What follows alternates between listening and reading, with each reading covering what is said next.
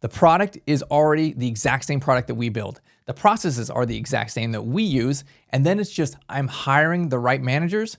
I am training them up. I am hiring the right caregivers and the right chefs. I am making these great relationships with the people who are the industry experts in my community. And I'm putting this whole system together. And I think realistically, this is the fastest way to do it. You can get to a place where you can make 500 grand a year and work less than 1 day a week in that probably 6 to 9, maybe 12-month time period.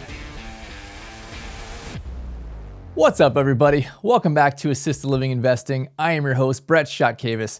I own and operate Platinum Resort Assisted Living and Memory Care in Georgetown, Texas, and my wife and I have made amazing money from this, have been able to do something that is super rewarding and fulfilling, and I want to talk to you about this business today. So if you wanted to get into the assisted living space, the end-of-life space, ultimately we call them memory care mansions. That's what we do. We build custom 10,000 square foot, 16 bedroom, 17 bath, BA end-of-life memory care mansions for people, for seniors, right? But it looks like it's not a facility. It looks like you're driving into a neighborhood of these awesome rich people mansions, but really they're purpose-built for seniors at end of life. So if this is something you want to learn more about, I want to share with you today the 3 Ps of your assisted living business. Now, if you know what the 3 Ps are, I heard them the first time from Marcus Lemonis that show The Profit. I think it was a great show, but he talks about and he analyzes these businesses from that perspective. So let's talk about the 3 Ps today. That is your product, your process, and your people. All right, so let's break this down. Let's first start with your product, because an assisted living business really has 2 sides to their product. They have a physical building, that's part of it, and then they have a service. So let's talk about this physical building, because I think that is the biggest opportunity in this space. Is there's a hole in the market. Most places are either too big or too small. They're smelly, they're gross, they're ugly, or they're facility-like, they're hotel-like. None of those things, I think, are solving the problem in the marketplace, right? Like, I think our product is what the future of assisted living is. People don't want to be in the big smelly facility, and they don't want to be in a dinky little RAL. So what we do for our physical product, we build 10,000 square feet. Everyone has their own private room. They're good sized rooms. They're about 330 square feet with your own full bathroom. We have a huge vaulted great room. It's floor to ceiling glass walls. It's about 13 and a half feet high, all glass walls. We have a library, we have a private salon, and a barber comes in. We have a private chef that takes care of, they just cook for 16 instead of 60 or 160, right? This is our physical product. It is beautiful. It doesn't look like a facility. There's no parking lot in front. They don't have that little thing where you pull up and I think it's called a portico or something. You drive under that thing. I can't stand those because they look like a facility, right? No red curb. I don't want those things. I want front yards. I want backyards. I want my staff parking off to the side. There's no parking lot.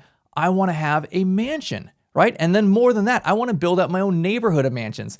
So you can actually follow us on Facebook and see our journey building out these neighborhoods. But that's the physical side to my product. Your residents, they need a room, right? They need a place to live, to sleep, right? To have all of their stuff. They're gonna want certain things. Most grandmas, they want what you would want. They want a good sized room, not huge, but definitely not small. They want their own private bathroom. They want space to have their toothpaste out and their toothbrush and their hair stuff, right? And like not get it all messed up with the neighbors' stuff, right? Everything that you would want, they would want. So that is your physical building. Then you have your service, right? Your service is ADLs, or perhaps it's ADLs and end-of-life care or memory care. That's really what our niche is. I want to provide all the care and amenities that the big smelly facility down the street can provide. Because ultimately, this is how I built a massive wait list. We are going and we are stealing all the grandmas from the 100 beds because they're going to go through the funnel. They're going to go through independent living into assisted living. They're going to decline more, get ready for memory care, and go from that cycle. And instead of stopping at the 20-bed memory care on the bottom floor of the big smelly facility, they get bad care over years, right? Years of this system. And then it's like, hey, I'm going to steal that grandma from them and I'm going to bring them into my custom mansion for only 16 grandmas and grandpas, right? So next, let's talk about the service side of your product. Okay, our whole niche is providing all the care and amenities that you could get at the big smelly facility down the street. So ADLs, that's what we do. That's the core of what we do, right? Activities of daily living. That's taking care of grandma and grandpa at the end of life, doing the things that they used to be able to do for themselves, but now they can't, right? The feeding, the transferring, the walking, the bathing, the toileting, all of those things.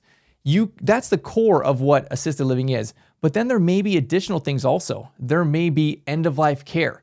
There may be dementia or memory care. Those are things that we do. I want to say to the daughter when she's touring, there's no reason for you to be at the big 100-bed facility down the street. Everything that you can get there, you can have it here. We have doctors, we have nurses, we have home health, we have hospice. You have your own private room, private bath. You have your own AC. You have your own chef. You have a salon. Anything you need, I can do it right here in this custom-built mansion. So the second P you want to focus on is your process. There's lots of different processes you want to hit and build out for your company, but let me hit a couple of the core ones.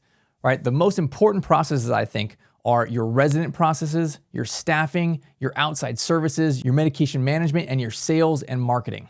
So we've ultimately created a machine where Laura and I are very hands-off, very passive in this way, and we can look at our numbers, our KPIs every single week, and we can see how our machine's going. We'll look at all these different systems and know if there is a problem with it just based on numbers, right? Every single week, we're gonna go through these numbers and we're gonna see, okay, sales and marketing, how many new calls do we have? How many new tours do we have? How many people added to the wait list this week, right? I can see those metrics.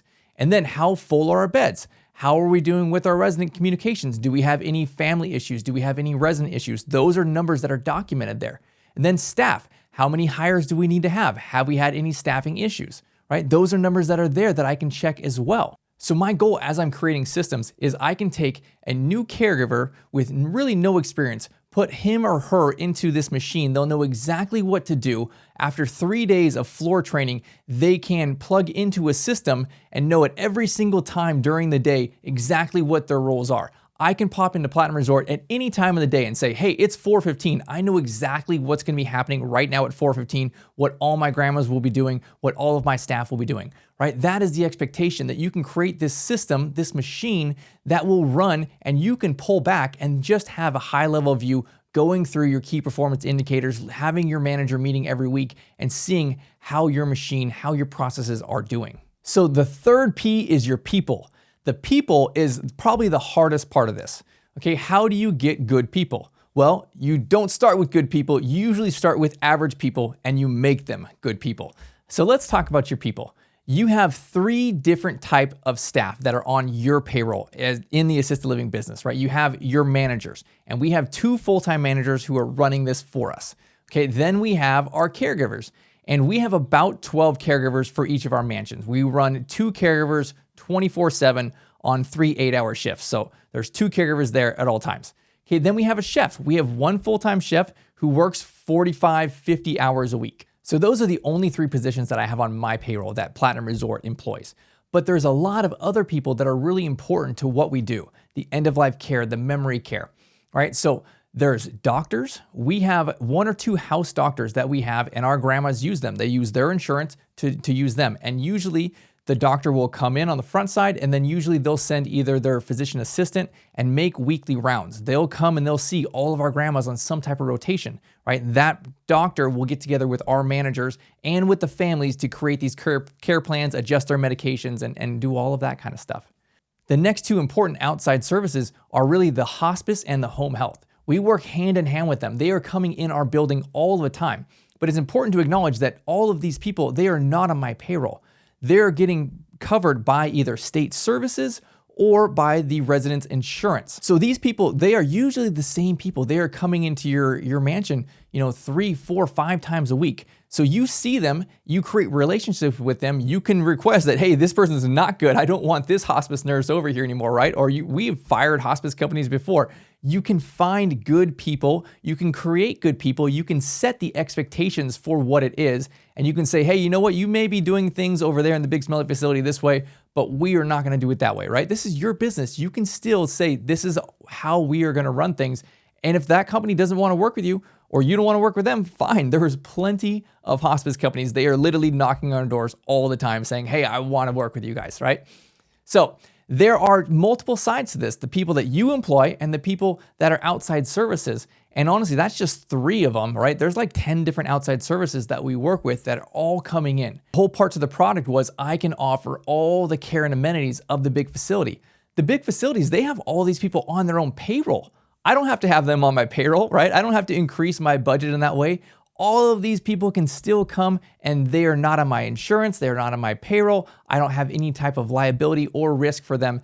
If they screw up, it is on their own companies. So those are our 3 Ps. Really, you start with your product. You build the physical building. You create your vision for what your services are going to be. And then you start creating the next 2. You start building out your systems, your processes, and then you start hiring people to serve that product and that process, right? And a lot of times it's just a back and forth between firing those people that didn't fit, hiring new people, dialing in your processes.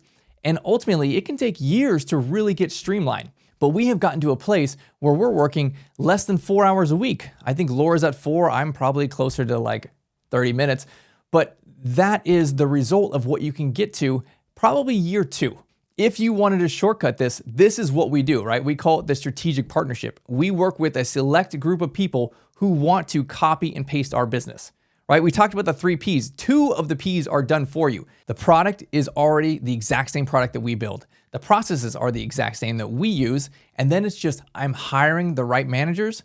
I am training them up. I am hiring the right caregivers and the right chefs. I am making these great relationships with the people who are the industry experts in my community. And I'm putting this whole system together. And I think realistically, this is the fastest way to do it. You can get to a place where you can make 500 grand a year and work less than 1 day a week in that probably 6 to 9, maybe 12-month time period. So if you want to learn more about the strategic partnership, go to palm.university. There's a lot of videos and information on how we structure this. That's it for the 3 Ps. I just have one ask for you. Will you share this with someone who you think this can help?